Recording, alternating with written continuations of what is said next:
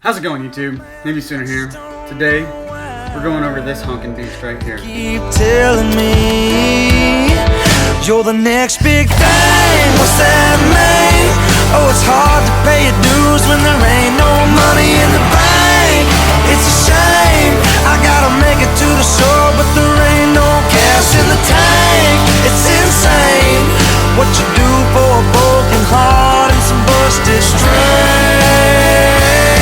Oh, everybody's saying I'm the next big thing.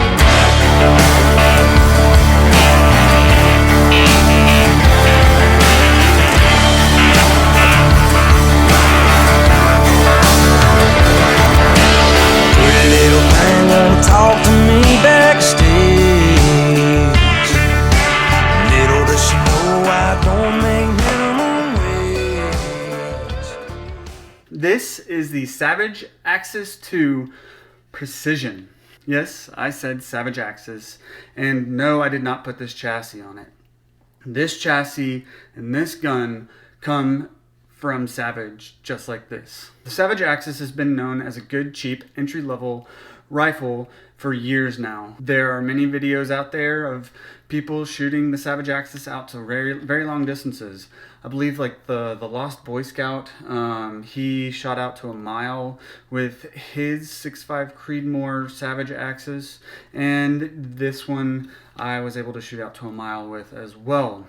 The only difference is his was just a regular ass Savage Axis, and this one is a Savage Axis 2 Precision. Now, I know I'll be able to shoot better groups than that gun at longer distances. This is going to be more accurate than a regular Savage Axis. Savage decided to take the Savage Axis action and throw it into a chassis and make like a sniper style gun or a PRS type rifle. There have been people that have made PRS rifles out of Savage Axis 2s, like the Social Aggressive. I believe his was what, 7mm.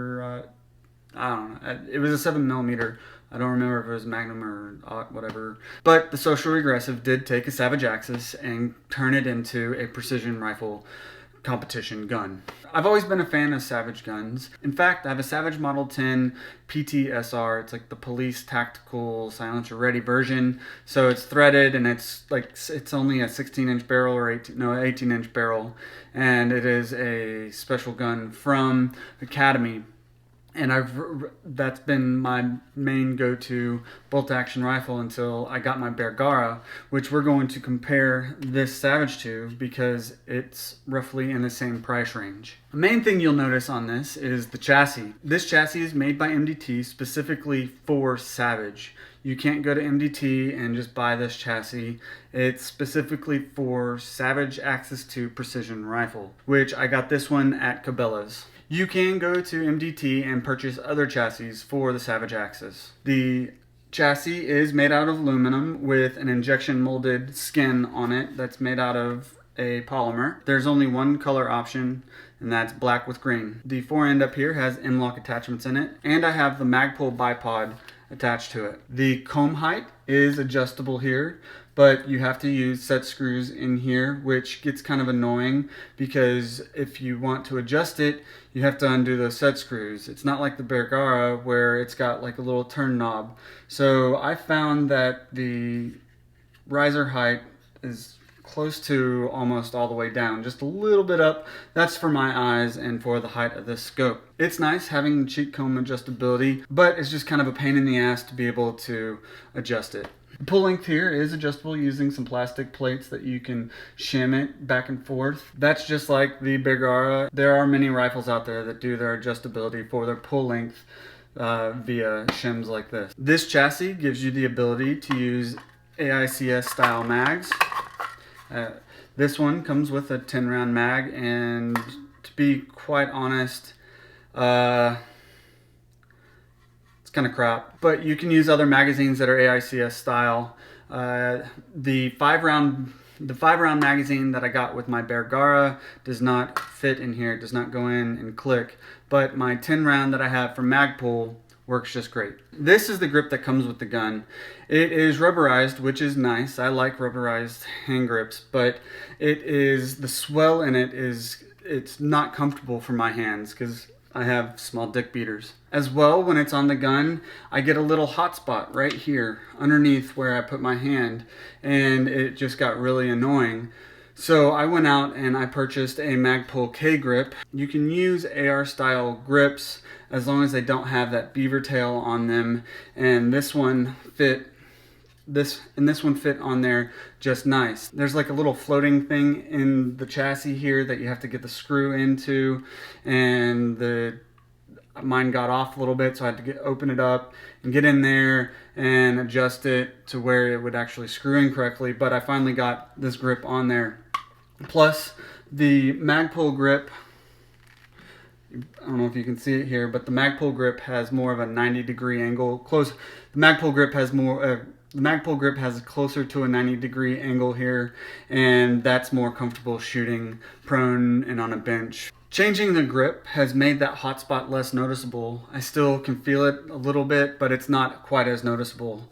If I keep this gun, I might take a Dremel to it, or if I sell it, I will suggest someone taking a Dremel to it. But with this grip on there, it's not quite as bad. Now's the time where I tell you that I have a Patreon account and a Subscribestar account. Both of them are Navysooner. If you'd like to donate to me so I can keep this channel going, especially with how expensive everything is getting, it would be greatly appreciated. Also, if you don't want to do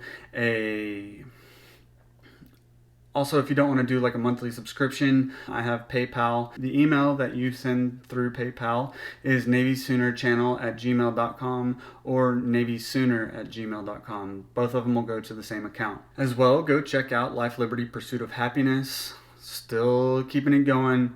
Garrett's a great guy. He makes pretty cool shirt and hat, and if you want to look at his stuff, you can go to his Instagram. You can go to the Instagram page for Life, Liberty, Pursuit of Happiness and DM them and place an order that way.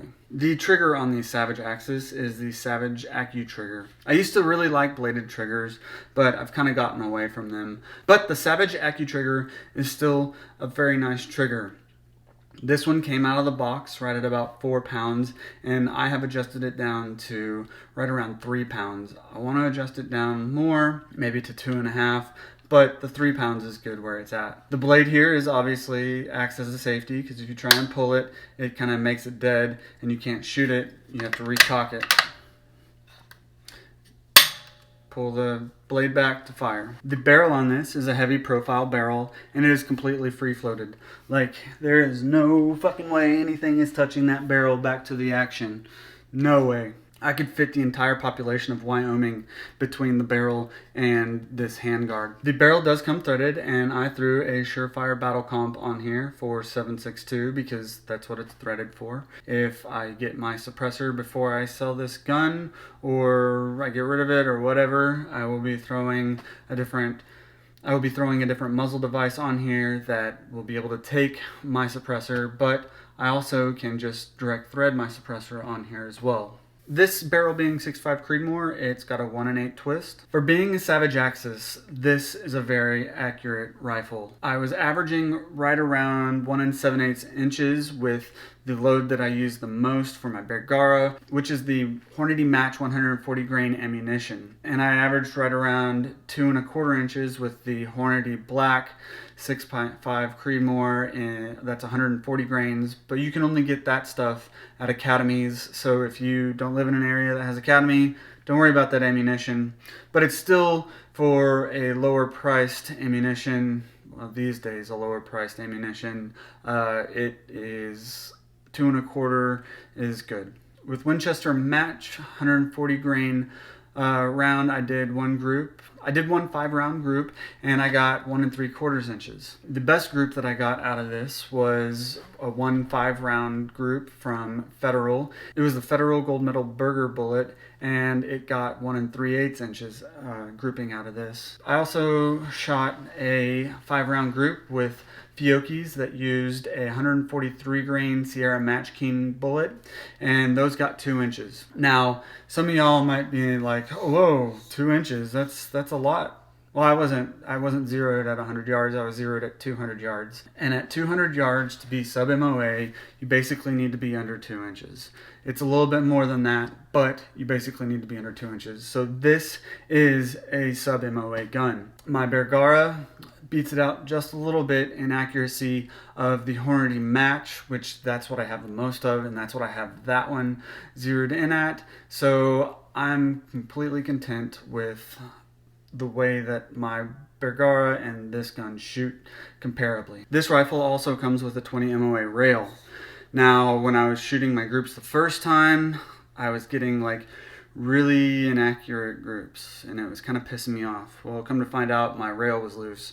So whenever you buy one of these, go in and make sure that you throw in some Loctite so your rail doesn't come loose. This Savage Axis gave me a couple of issues. When I was cycling the bolt and getting a new round in, it would get caught up right about here, and then I'd have to pull back just a tad bit, and then it would go back in. That didn't happen every time, but it happened quite a bit.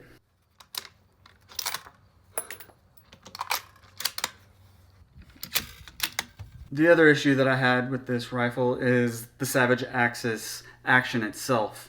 It is, once you get to here, there's a really like tough hitch in it to get it open, and being able to keep your head on the cheek comb and being able to keep your head on the cheek comb while you're shooting and keeping an eye down range can really affect where your bullet impacts if you remove your head, because your head will not be on the cheek comb the exact same place every time, and your groups will suffer if you're shooting for groups if you have to remove your head. So it's kind of tough to get it off, and it makes me feel like I need to pull my head off the cheek comb. I've gotten it down to where I don't need to, but sometimes that hitch right there just gets you. It's very tight and it's not fun to do.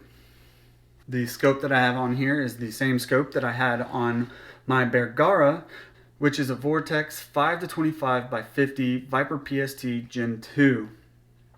I really like this scope, and I'm actually comparing it to a much cheaper scope, and I have that on my Bergara right now, and we will be going over that in another video. There are also QD spots here in the stock. I forgot to tell you that, but there's QD spots back here in the stock, and if I need to sling it, I threw a QD attachment point up here at one point, and I used my Vickers padded sling to sling it, and it's really long, so it kind of sucks having to sling this thing.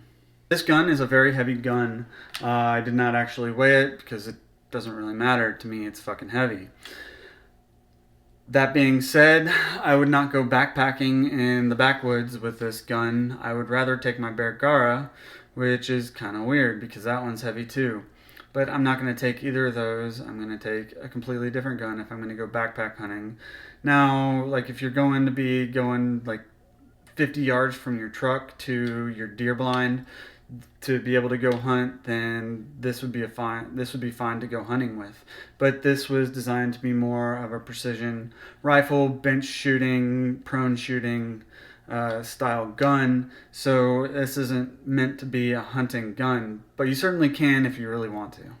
The reason I keep talking about the Bergara is because this is $100 cheaper than the Bergara, and the accuracy that you get out of it is pretty damn good for being $100 cheaper than the Bergara. The only issues is the Bergara has a smoother action, and I haven't really had any issues with feeding with the Bergara. One thing I wish the Bergara had was I wish it had M-LOK up front, which would be pretty nice, but with it being more of like a traditional looking gun, being the HMR, the Hunter Match gun, I can kind of understand why there aren't any M-LOK spots on it. The comb height is much easier to adjust on the Bergara.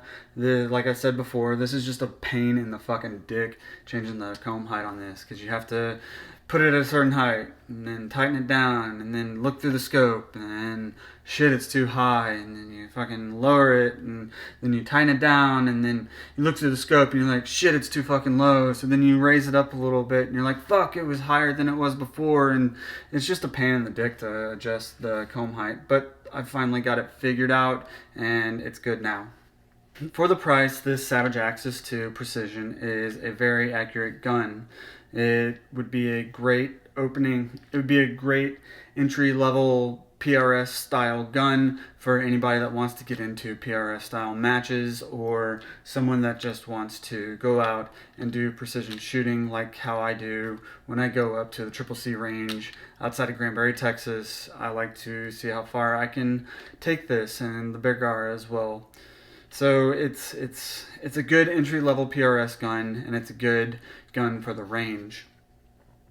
It's not a good gun for hunting, like I said, but this is still a very good and accurate gun.